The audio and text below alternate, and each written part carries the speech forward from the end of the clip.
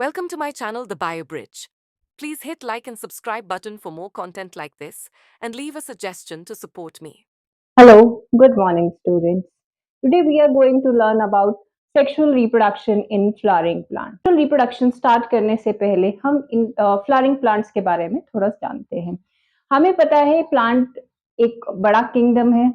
Plant kingdom के अंदर 5 तरह के फाइलम्स आते हैं। algae, bryophyta, pteridophyta, gymnosperm and angiosperm. तो सबसे पहले there are algae. algae ऐसे organisms हैं that are completely water dependent. ये पानी जहां होगा, वाटर जहां होगा, वहां पे ग्रो करेंगे एंड ग्रो करने के बाद वहीं पे इनका रिप्रोडक्शन होगा, वहीं इनकी लाइफ साइकिल पूरी चलेगी। इसके बाद second there is bryophyta. These are also known as amphibians of plant kingdom. Amphibians क्यों? क्योंकि ये लैंड और वाटर में ट्रांजिशन कर सकते हैं, बट मेनली इनको वाटर की कहाँ रिक्वायरमेंट होती है? रिप्रोडक्शन की। Without water they can't reproduce. Third then there is pteridophyta. Pteridophyta again they are snakes of the plant kingdom. Pteridophyta ये थोड़े से बेहतर है ब्रायोफाइटा से, as they are not completely water dependent, but still they require water in their life cycle. Second last there is gymnosperms. Gymnosperms were the first completely terrestrial plants. यहाँ पे ये अपनी पूरी लाइफ साइकिल वाटर के से दूर होकर के करते हैं। That's why they have deep grown roots into the soil. Gymnosperms have seeds जो कि इन्हें वाटर से दूर रह करके टेरेस्ट्रियल लाइफ साइकिल कंप्लीट करने में हेल्प करता है, बट यहाँ पे इनके सीड्स आर नेकेड, तो यहाँ पे भी फ्लावरिंग अभी तक नहीं आई है। And the last kingdom that we know today is angiosperms. Angiosperms ये टेरेस्ट्रियल है, वाटर में भी कुछ मिलते हैं, बट ये टेरेस्ट्रियल अपनी लाइफ साइकिल कंप्लीट कर सकते हैं। एंड यहाँ पे सीड्स प्रेजेंट है and they have flowers covering the seed. That's why gymnosperm have naked seed and angiosperm have covered seed. So today we are going to learn about angiosperms, sexual reproduction in angiosperms. बचपन से हम देखते आ रहे हैं कि plant के parts होते हैं, roots, stem, leaf and flowers, right? सबके अपने अपने काम है। रूट्स का काम है to provide anchorage for water absorbing, stem का काम है टू ट्रांसपोर्ट वाटर, लीव्स का काम है to do photosynthesis and flower का रोल है सेक्सुअल रिप्रोडक्शन में, क्योंकि फ्लावर में ही हमें male and female reproductive part मिलते हैं, राइट? तो फ्लावर एक बहुत फैसिनेटिंग चीज है। फ्लावर शुरुआत कहाँ से होती है? It forms with from the रिसेप्टिकल। This is रिसेप्टिकल। This is रिसेप्टिकल, या फिर हम इसे थैलेमस भी कह सकते हैं। This is Solan base of flower, जो मेन प्लांट से फ्लावर को अटैच करने का काम करते हैं। इसके ऊपर देयर इज सेपल्स। सेपल्स जो हैं वो आपके जनरली ग्रीन कलर के हैं, और हमने लास्ट 11th क्लास में पढ़ा है सेपल्स का arrangement. Arrangement of sepals is known as aestivation. तो these are sepals.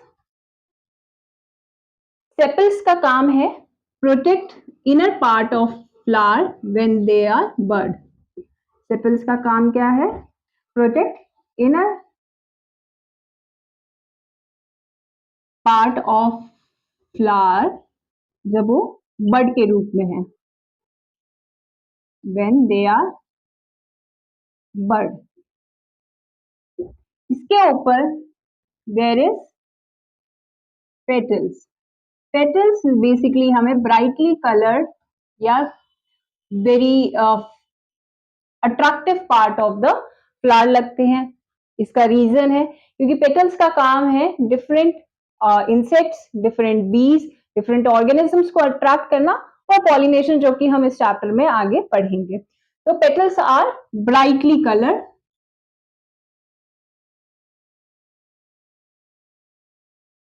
But not always. Depend करता है किस तरह का पॉलिनेशन प्रेजेंट है। पेटल्स के अंदर बेसिकली आपके mail and female reproductive part present होते हैं। This is your stigma, which acts for as a reception for pollen grain. Pollen grain यहीं पे लैंड होता है।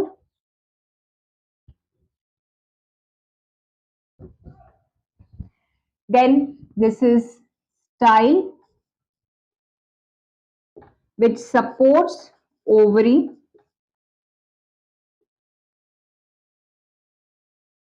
and this is your ovary, which encloses female gamete. Similarly, इन तीनों को मिला के style plus stigma and ovary forms female reproductive part, that is carpel or pistil. Okay, and this will be your male part. This is your anther, which encloses pollen grain, and this is filament which support anther. Okay, so anther plus filament together forms male reproductive part, that is stamen. Stamen is nothing, group of male reproductive part. Similarly, carpel or pistil is group of female reproductive part, which is known as gynoecium, and for male it is androecium. Okay, so this was the overview of a flower. Now we are going to look what are the different conditions. Now we are going to look how plant reproduces, how flowering plant forms a new fruit and then a new. So let's divide this chapter into three parts. First is pre-fertilization event. Pre-fertilization event, that is your gametogenesis. In gametogenesis, we are going to study microsporogenesis. Microsporogenesis, that is जिसमें mail parts pollen grain के development को हम पढ़ेंगे, and megasporogenesis मतलब egg के development को हम पढ़ेंगे. Second here will be pollen transfer or pollination. Next event is fertilization, जहां पे हम double fertilization and triple fusion study करेंगे. Double fertilization and triple fusion मतलब यहाँ पे हम जाइगोट एंड एंडोस्पर्म की डेवलपमेंट स्टडी करेंगे. And third is post fertilization event, where we will study the development of zygote into seed. Okay, zygote कैसे seed में form हो रहा है, इस डेवलपमेंट को हम स्टडी करेंगे. इसके अलावा और भी कुछ टर्म्स हम यहाँ पे पढ़ेंगे, दैट इज पार्थेनोजेनेसिस. पार्थेनोजेनेसिस क्या है and what is the difference between parthenogenesis and apomixis, and polyembryony,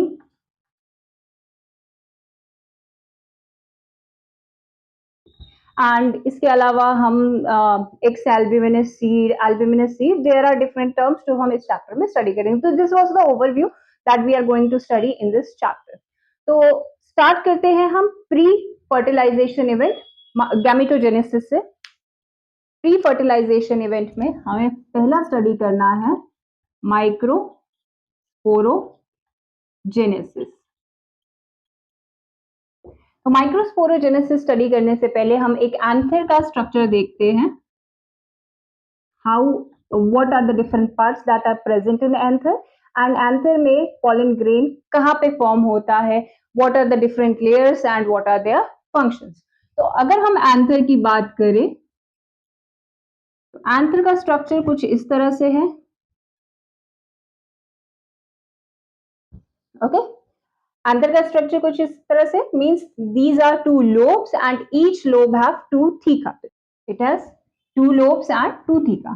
तो सबसे ऊपर के अपर मोस्ट लेयर, कभी भी अपर मोस्ट लेयर हो उसको हम क्या कहेंगे, स्किन। एंड स्किन के लिए वर्ड हम कौन सा यूज करते हैं, दैट इज डर्मिस। डर्मिस अगर अपर लेयर पे है तो इट इज ऑलवेज एपिडर्मिस। तो पहली लेयर जनरली कौन सी आपको देखने को मिलती है, that is epidermis. This layer is epidermis. Epi means upper layer and dermis is skin, upper skin. ये बेसिकली आपको प्लांट्स के साथ कनेक्ट करता है, epidermis. Inner to this layer there is a single layer of endothecium present.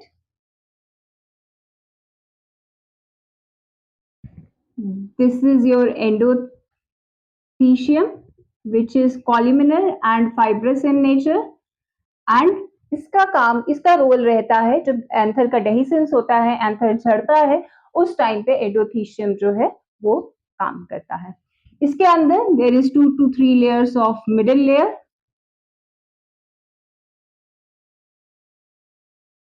These are middle layer. 2 से 3 middle layer की layer रहेगी।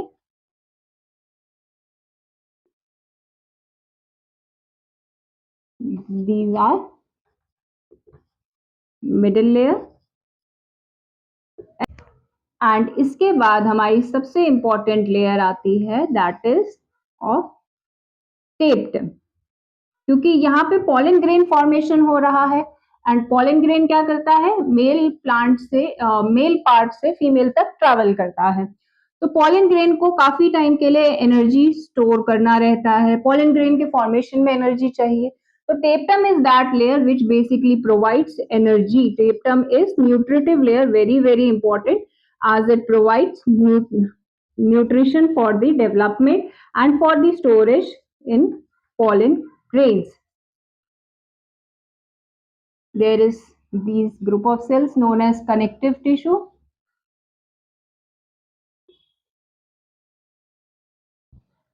The opening from which the pollen grains will descend, the opening from which the pollen grain will liberate from the anther is known as stomium. And pollen grains always liberate in the form of tetrad. The tetrad can be in any shape. And pollen grains are formed from sporogenous tissue. It is formed from the sporogenous tissue. So this is the overview of anther.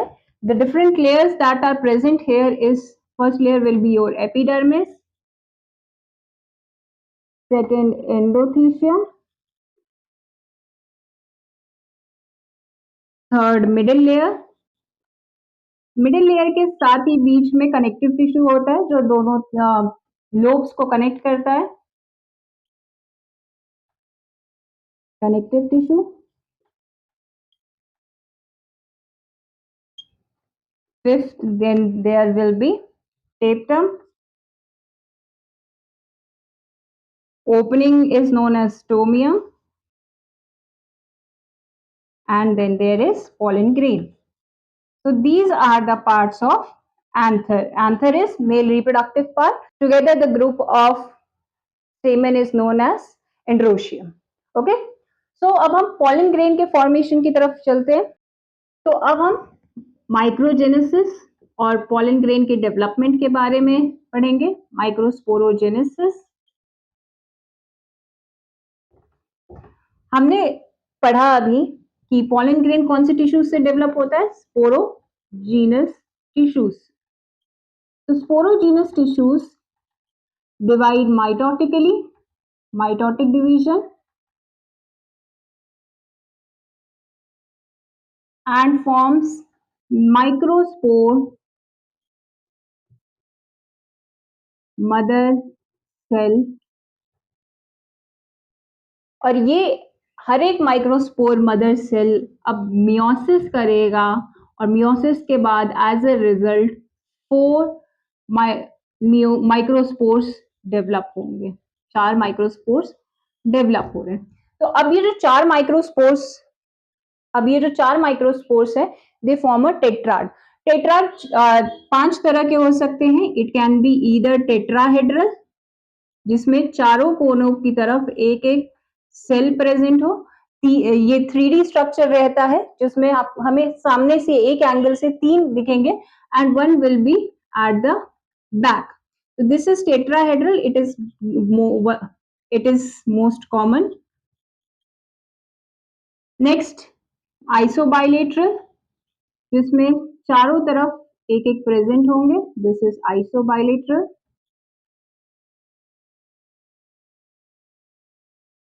Next there is decussate, जिसमें 2 share करेंगे and एक ये बड़ा सा होगा, इसी के पीछे एक और सेल प्रेजेंट होगा। This is decussate. इसका एग्जाम्पल है Magnolia. Magnolia is the example here. Next there is T shaped, यहाँ पे 2 सेल आपके ऊपर रहेंगे एंड 2 लीनियर प्रेजेंट रहेंगे। This is T shaped. इसका एग्जाम्पल है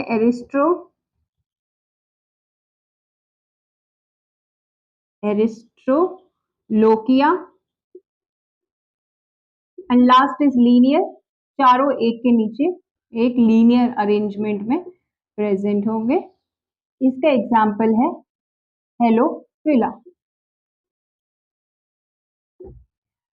ये माइक्रोस्पोर्स टेट्राड फॉर्म में बनते तो हैं, but at the time of dehiscence जब ये लिबरेट हो रहे होते हैं एंथर से मेच्योरेशन के बाद, तो ये सभी अलग अलग हो जाते हैं। बट कुछ ऐसे प्लांट्स हैं जैसे कि ड्रोसेरा, इसमें ये अलग नहीं होते एंड ये टेट्राड के फॉर्म में ही डेहिसेंट हो जाते हैं, लिबरेट हो जाते हैं एंड पॉलिनेशन के लिए चले जाते हैं। अब यहाँ पे एक और टर्म आपको देखने को मिलेगा, दैट इज पॉलिनियम। पॉलिनियम क्या है? जितने भी माइक्रोस्पोर्स है वो मिलकर के एक मास क्रिएट करते हैं, सब मिलकर के एक बड़ा सा मास क्रिएट करेंगे, दैट इज पॉलिनियम। इसका एग्जाम्पल है एस्केलप्लिडेसी family. The example of this is Asclepiadaceae family. तो ये हमारा माइक्रोजेनेसिस का प्रोसेस था। अब हम पॉलन ग्रेन का स्ट्रक्चर देखते हैं। पॉलन ग्रेन के स्ट्रक्चर में एक आपका वेजिटेटिव सेल होता है, एक जनरेटिव सेल। वेजिटेटिव सेल का काम होता है to provide nutrition for the growth of, to provide nutrition for the survival of pollen grain, and this is generative cell. इसका one and only काम है to generate, to reproduce। जो fusion होगा या जो भी आपका आगे प्रोसेस होगा फर्टिलाइजेशन में, फ्यूजन होकर के जाइगोट फॉर्म होना या फिर एंडोस्पर्म फॉर्म होना ना, that is due to this generative cell. This layer is known as intine, ये अंदर की लेयर होती है एंड इसके ऊपर एक और लेयर प्रेजेंट होती है, दैट इज वेरी हार्ड, जो पॉलन ग्रेन को एडवर्स कंडीशन में सरवाइव करने की एबिलिटी देती है, that is known as exine. Exine is made up of sporopollenin and अभी तक कोई भी ऐसा केमिकल नहीं मिला जो स्पोरोपोलिनिन को ब्रेक कर सके। Therefore it is also known to help in fossilisation of pollen. जो हमें पॉलन बहुत पुराने पुराने मिलते हैं, that is due to sporopollenin, क्योंकि किसी भी केमिकल को अंदर भी नहीं आने देती, बाहर भी नहीं जाने देती। तो हमारे जनरेटिव सेल कैसे निकलता है? देयर आर सम प्लेसेस जहाँ पे ये स्पोरोपोलिनिन की अमाउंट काफी कम होगी and that species is known as germ pore, and in this germ pore only the generative cell will liberate and land on stigma and move towards the ovary fertilization के लिए।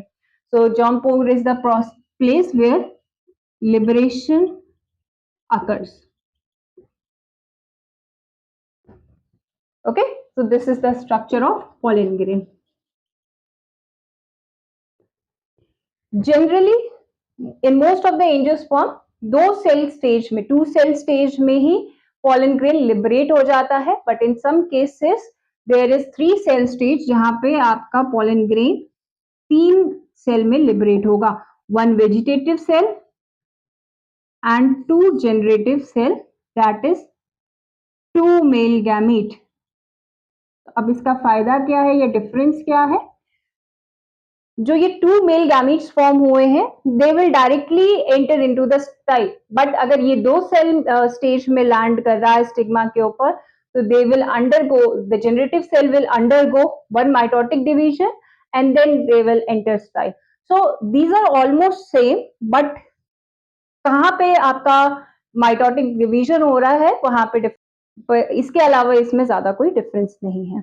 सो this was the wrap. आज हमने क्या क्या पढ़ा?